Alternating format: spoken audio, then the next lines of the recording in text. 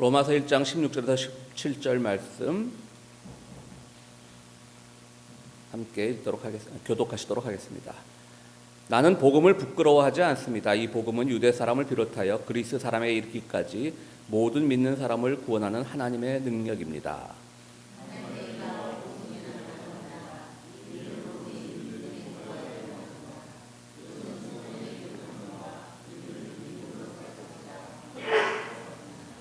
아멘. 마태복음 28장 16절 말씀부터 제가 읽도록 하겠습니다. 11 제자가 갈리로 가서 예수께서 일러주신 산에 이르렀다. 장로님 오늘 이것까지 읽으시면 설교하셔야 됩니다. 오늘. 그들은 예수를 뵙고 절을 하였다. 그러나 의심하는 사람들도 있었다. 예수께서 다가와서 그들에게 말씀하셨다. 나는 하늘과 땅의 모든 권세를 받았다. 그러므로 너희는 가서 모든 민족을 제자로 삼아서 아버지와 아들과 성령의 이름으로 세례를 주고 내가 너에게 명령한 모든 것을 그들에게 가르쳐 지키게 하여라. 보아라, 내가 세상 끝날까지 항상 너희와 함께 있을 것이다. 아멘.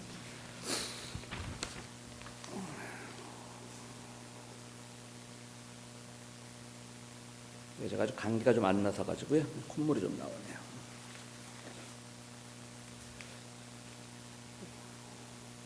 우리 부끄러움에 대한 말은 우리 고사성어에도 많고요. 대표적인 게 뭐 후한무치란 말도 있죠. 얼굴이 두꺼워서 부끄러움을 모른다는 말도 있고요. 또 파렴치란 말도 있죠.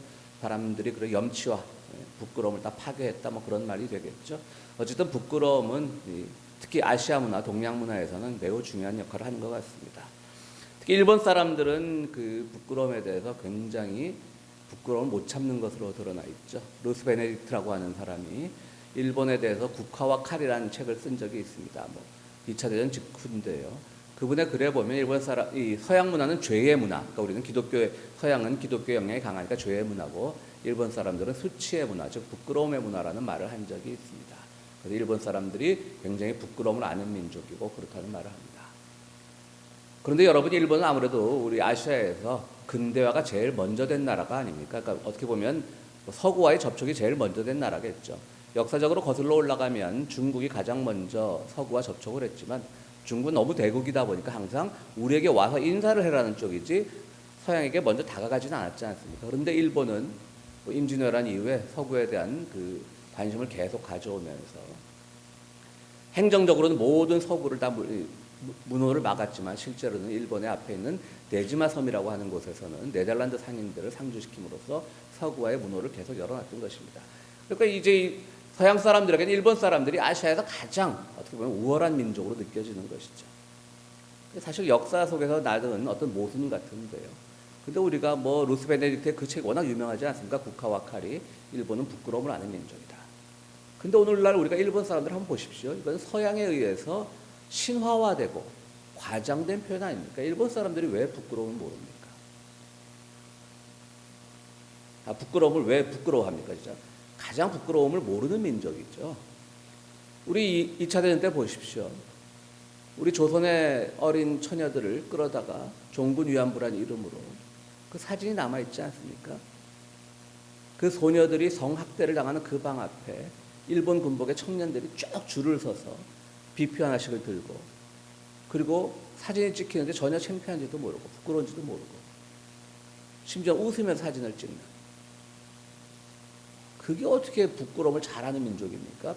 루스 베네딕트가 틀렸습니다. 그러니까 일본에 대한 신화화가 된 거죠. 자, 우리 뭐 예를 들어 군함도 사건 보십시오. 우리 많은 조선의 청년들을, 뭐 조선의 청년뿐 아니라 대만, 뭐 다른 필리핀 많은 젊은이들을 노동자 직용으로 끌고 가서 임금을 주긴 줬죠. 그러니까 그들은 지금 임금을 줬다고 말하는 거죠. 근데 실제로 그 임금이 제대로 주어지지도 않았던 것이죠. 여러 가지 수당 같은 것들은 다 그들이 빼버렸고, 그래서 소송을 해서 이겼는데 주지 않겠다라고 합니다. 니네가 갚으라고 합니다. 한국의 정치인들은 고맙습니다, 우리가 갚겠습니다라고 감읍해합니다. 심지어는 그 군함도라고 하는 그 섬을 유네스코 문화유산에 등재시키기도 합니다. 그 사람들이 어떻게 부끄러움을 못 견디는 사람입니까? 부끄러움 모르는 후한무치한 사람들이죠. 최근에는 다른 처리 방법이 있음에도 불구하고 그 핵폐기 오염수를 바다에 방류하겠다고 합니다.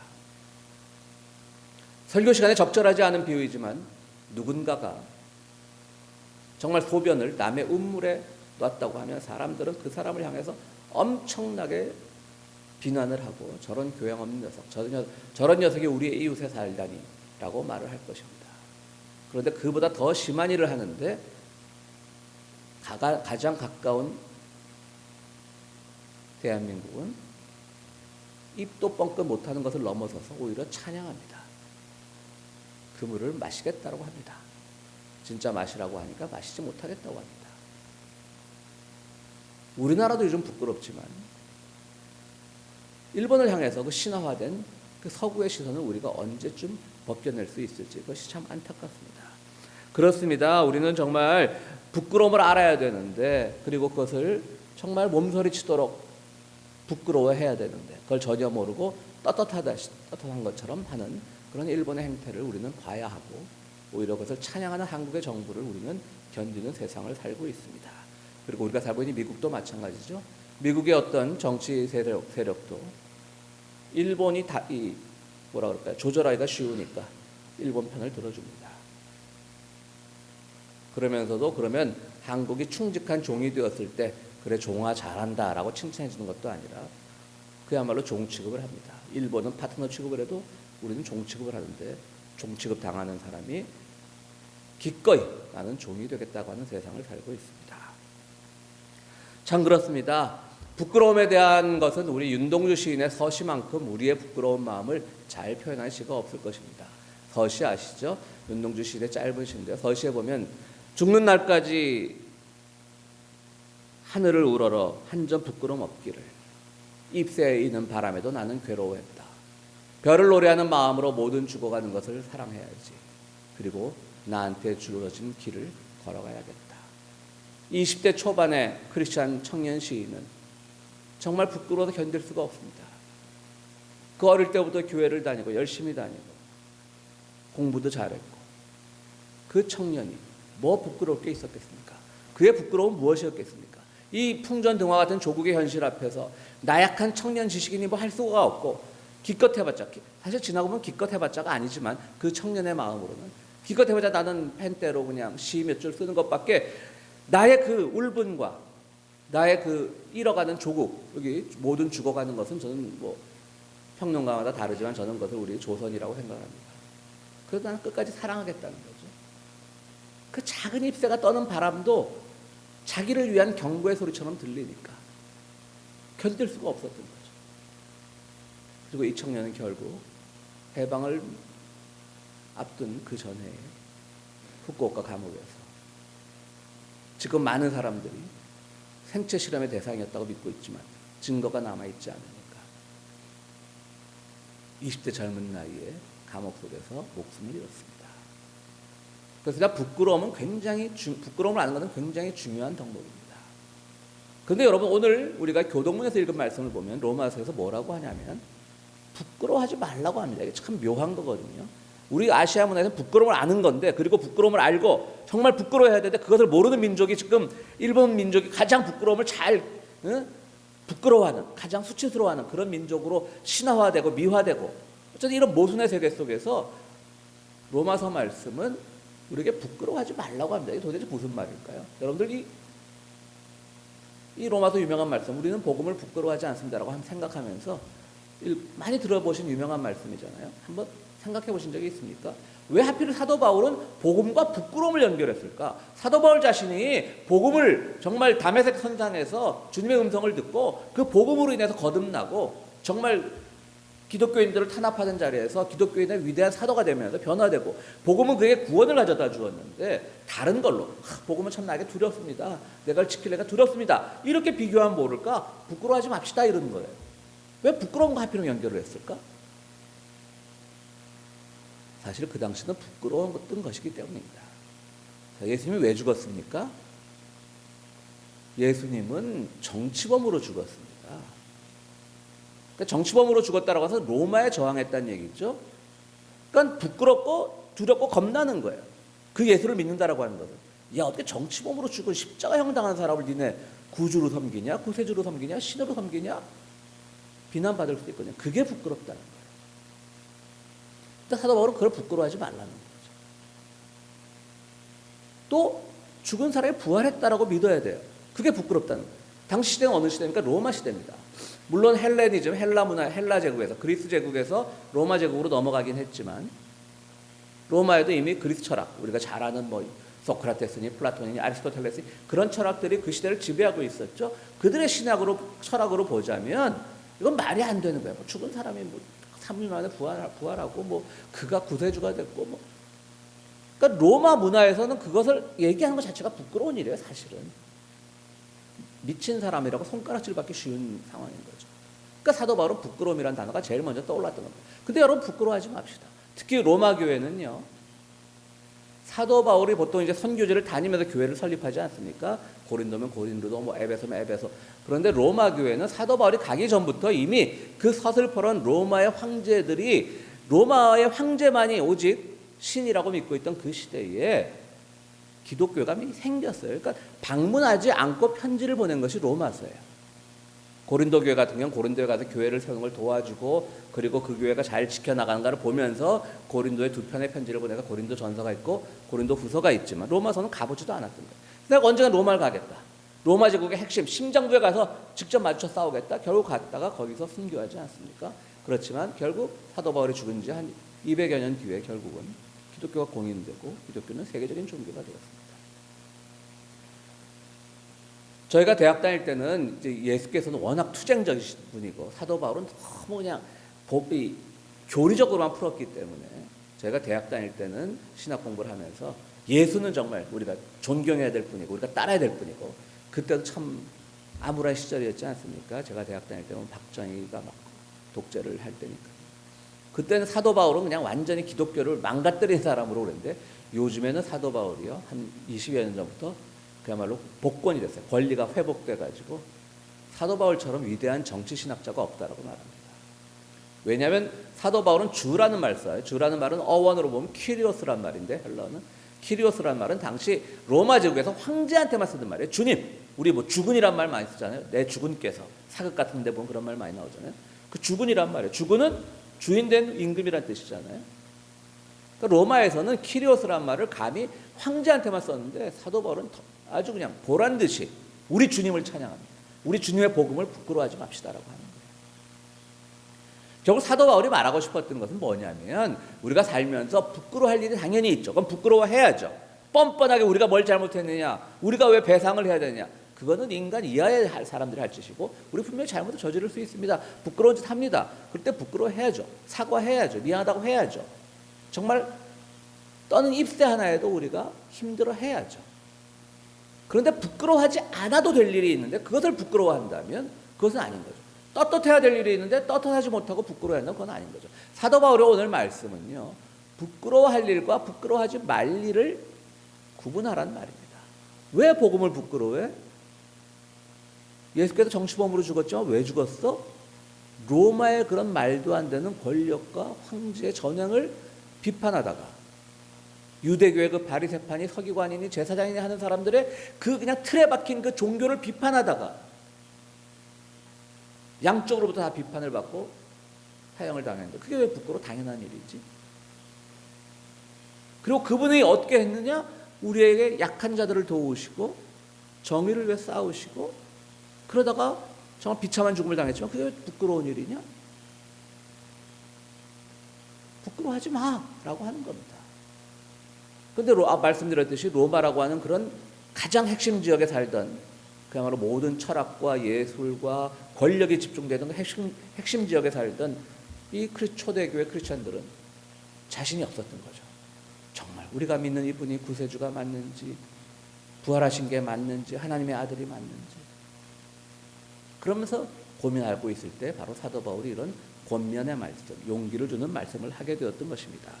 그렇습니다. 여러분, 우리는 정말 오늘 이 말씀에서 부끄러운 것과 부끄러워하지 않은 것, 우리가 자랑할 것을 부끄러워하고 있지는 않은지,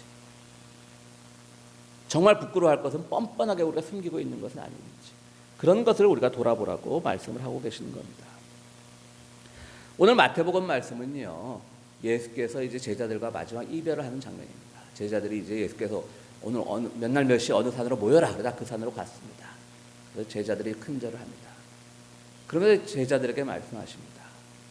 나는 하늘과 땅의 권세를 모두 가졌으니 너희는 가서 모든 민족을 제자로 삼아서 내가 너희에게 가르쳐 명령한 것을 지키도록 하여라 라고 명령을 내립니다. 그리고 예수께서의 이 땅에서의 모든 사역은 마치게 되는 겁니다. 오늘 삼위일체주의입니다.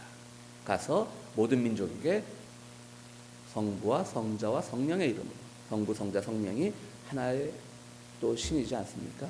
그 이름으로 세례를 주라고 했던 겁니다. 여러분, 삼위일체라는 것은 요즘 우리에게 어떤 의미를 주냐면요, 사실 늘 삼위일체 주일마다 말씀을 드리지만 논리적으로 맞지 않죠.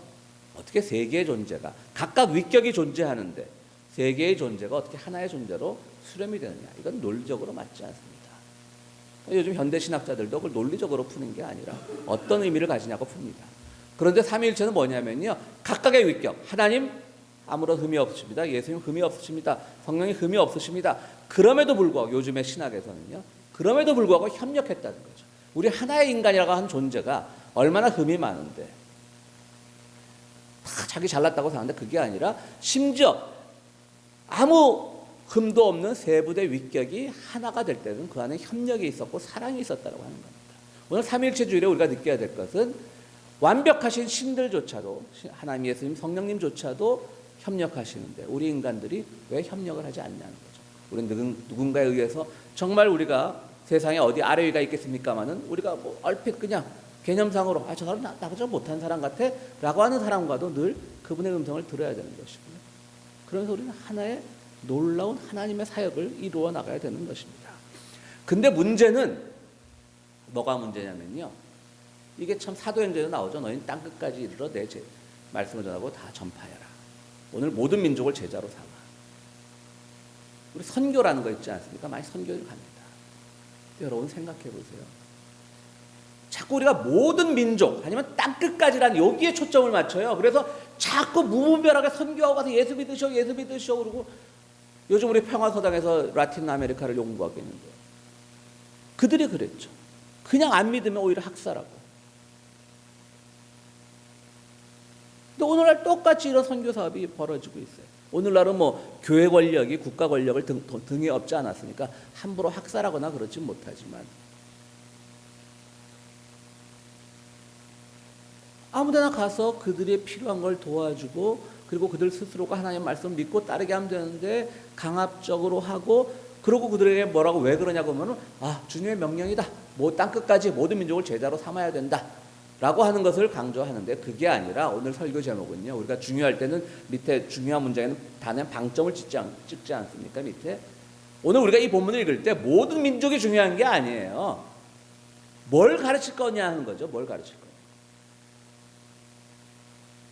우리가 오늘 주님을 전한다라고 하면서 실제로는 오직 예수님만 믿어야 되고 너희의 믿던 신앙은 다 그릇된 것이라고 그들을 핍박하거나 그런다면 그건 아닌 거죠. 예수님 바로 가난한 자와 함께 하셨고 그 사도 바울조차도 부끄러움이라는 용어를 동원했던 그 이웃들과 함께 하셨고 그들을 위해서 희생하셨고 불의에 도전하셨고 그러다 사형을 당하셨던 그게 복음의 핵심인데 우리는 저 예수 믿고 우리 예수께서 십자가에 달리심으로 우리의 죄가 사해졌습니다. 그것만 가르치는 게 주구장창. 물론 맞는 말씀이죠. 우리는 예수로 인해 구원받았으니까. 근데 예수가 왜 십자가에 달려나가 묻지 않아요. 사람들이. 그리고 그분 십자가에 달려서 부활하셔서 우리 다 죄가 용서받았어? 그건 일종의 뭐라 그럽니까? 소시오패스라 그럽니까? 남의 죽음을 통해서 그가 죽음에 이르는 과정에서 무엇을 했는가는 보지 않고 다른 이의 죽음을 통해서 그걸 하고 있습니다. 그 빌리 그레함이라고 되게 유명한 목사님이 몇 해 전에 돌아가셨죠. 그 아들도 지금 얘기를 하고 있고 프랭크 그레함이든가 그런데 갑자기 제 SNS에 빌리 그레함이 막 떠서 봤더니 올해가 빌리 그레함이 한국에 와서 대성회를 한 지 50주년 기념이랍니다.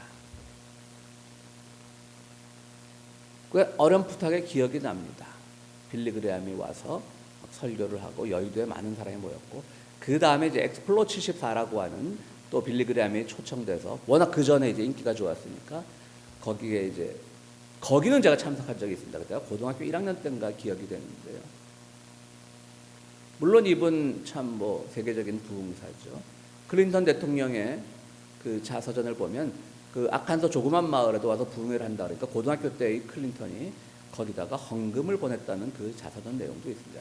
그러니까 클린턴은 굉장히 젊을 때부터 좀 이렇게 사회의식이 강했지만 그럼에도 불구하고 그런 복음주의 전도사의 그런 데서 감동을 받았던 모양입니다. 물론 빌리그레함의 공적도 많이 있습니다. 그런데 그때 빌리그레함에 왔을 때 한 젊은 목사가 뜨기 시작했습니다. 그때 사람들이 영어를 잘 할 때가 아니니까 어쨌든 이 사람의 설교가 영어 번역 설교가 사람들이 뭐 원문을 뭐라고 하는지 잘 모릅니다. 영어를 잘하는 사람이 없을 때니까. 지금처럼 뭐 TV에 자막이 나올 때도 아니고요. 번역 자막이 나올 때도 아니고. 근데 유창하게 번역을 해서 40대 젊은 목사가 갑자기 스타로 등장을 합니다. 미국에서는 침례교단이 제일 크지만 한국에서는 침례교단이 굉장히 미미한데요. 침례교 목사로서 굉장히 이름을 날리기 시작합니다. 그 사람은 아직도 활동을 합니다. 주로 어디서 이름이 나옵니까? 불의한 독재자들을 위해 기도하는 자리에 항상 그 사람의 이름이 나옵니다. 여러분 많이 들어보셨을 게 김장환이라고 하는 사람입니다. 지금 50주년을 기념하는 것도 그 사람이 주최를 하고 있더군요. 저는 뭐 정치인들을 위해서 기도해 주는 게 나쁘다고 생각하지 않지만 왜 그분의 기도는 항상 누군가를 학살하고 독재하고 민주주의를 후퇴시키고 이런 사람들을 위해서 기도합니까? 그나마 민주주의를 성장시키고 그나마 우리의 국격을 높인 사람들을 향해서 항상 되도 않는 비판을 하던 사람입니다. 제가 빌리그레함도 여기 또 우리 교우들 중에 빌리그레함 좋아하는 분들이 있을까 조심했지만 그분도 뭐 잘한 것도 많지만 그분도 늘 그랬죠. 늘 미국의 보수 정권을 향해서는 칭찬의 말을 쏟아냈고 그랬습니다. 모든 민족을 제자로 삼아서 그런 논리를 접목시킬 바에야 그것은 예수님이 명령하신 게 아닙니다. 예수님께서 뭐라고 하셨습니까? 내가 명령한 것을 지키게 하라 그랬거든요. 그러니까 모든 민족을 야 우리 가서 빨리 선교해서 모든 백성 70몇 억입니까? 70몇 억 인구 다 전도해하고 선교해야지 막 그게 중점이 아니라 단 몇 명이라도 일단 우리에 의해서 말씀을 전파받고 하는 사람들은 정말 하나님의 정의가 무엇이고 생태계의 정의가 무엇이고 이 시대 부끄러운 짓과 부끄럽지 않은 짓을 구별하는 지혜가 있고 그것을 가르쳐야 되는데 그것을 가르치지 못한다고 하는 것이죠. 오늘날의 선교 현장이 다 그렇습니다. 멀리 멕시코까지 선교가도 내 옆에 다가오는 멕시칸에 대해서는 쳐내는 경우가 많습니다. 뭐 저도 그런 점이 있습니다. 부끄럽지만 고백합니다. 뭔가 그들을 인종적으로 자꾸 카테고리화해서 그들을 정의 내리려고 하는 것도 안 하려고 노력하지만 가끔 실수로 튀어나올 때도 있습니다. 그러나 옳지 못하죠. 우리는 누구든지 바로 하나님의 말씀, 예수께서 지켜 명령하시라고 한 그것이 무엇인지 그것을 구별하는 지혜가 있어야 됩니다. 우리 평화의 교회 성도 여러분, 우리 작은 교회 다닌다고 너무 부끄러워하지 마십시오. 지훈 씨 부끄러우십니까?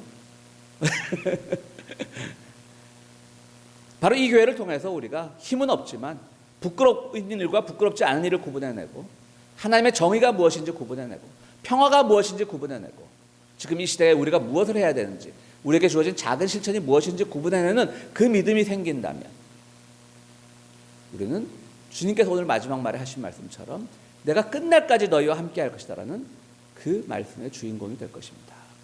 여러분들 부끄러운 일과 부끄럽지 않은 일 그것을 뒤섞이지 않음으로써 그것을 구분해놓은 믿음을 통하여 하나님 끝까지 여러분들과 함께 하시는 그런 영광의 주인공들이 되시기를 간절히 바랍니다.